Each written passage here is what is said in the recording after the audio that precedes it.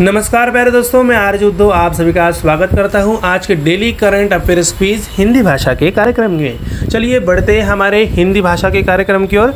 हमारी daily current affairs Hindi भाषा की पहली क्विज है अभ्यास वोस्तोक 2022 निम्नलिखित में से किस देश में आयोजित किया गया था। सही जवाब है वोस्तोक 2022 अभ्यास रूस के सुदूर पूर्व और जापान सागर में 7 फायरिंग रेंज में आयोजित किया गया था और इसमें 50,000 से अधिक सैनिक और 5,000 से अधिक हथियार इकाइयाँ जिनमें 140 विमान और 60 युद्धपोत शामिल गए थे।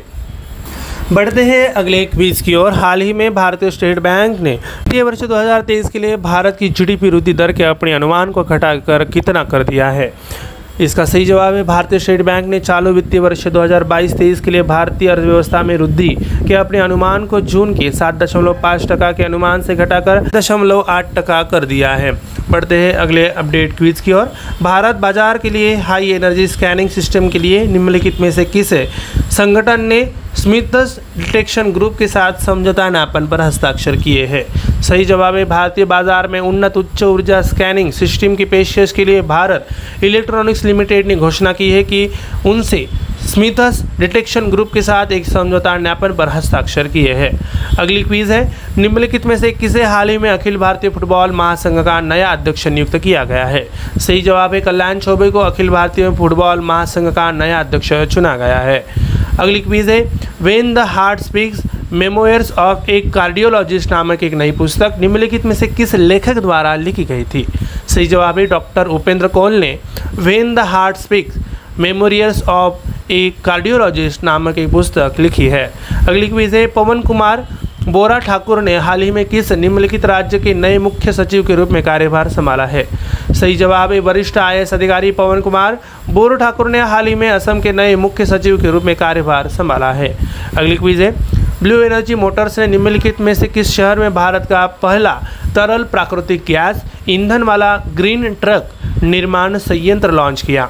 सही जवाब है ब्लू एनर्जी मोटर्स ने चाकन पुणे में भारत का पहला तरलीकृत प्राकृतिक गैस ईंधन ट्रक विनिर्माण संयंत्र लॉन्च किया है। बढ़ते हैं अगली क्विज की ओर। भारत में आपूर्ति श्रृंखला वित्त समाधान को बढ़ावा देने के लिए निम्नलिखित में से किस बैंक ने एशियाई विकास बैंक के साथ भागीदारी की।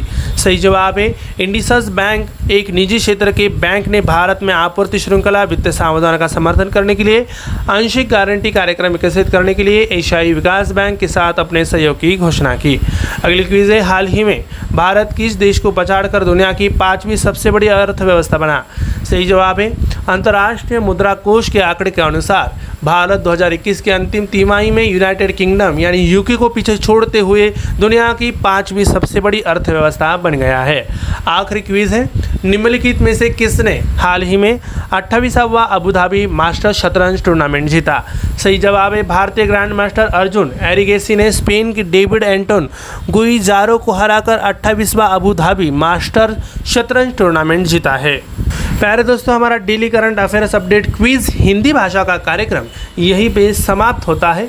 मैं आरजे उद्धव आप सभी से लेता हूँ इजाज़त। तब तक के लिए ऐसे ही बने रहिए और सुनते रहिए हमारा प्यारा radio MPSC Guru spread the knowledge powered by spectrum academy. धन्यवाद।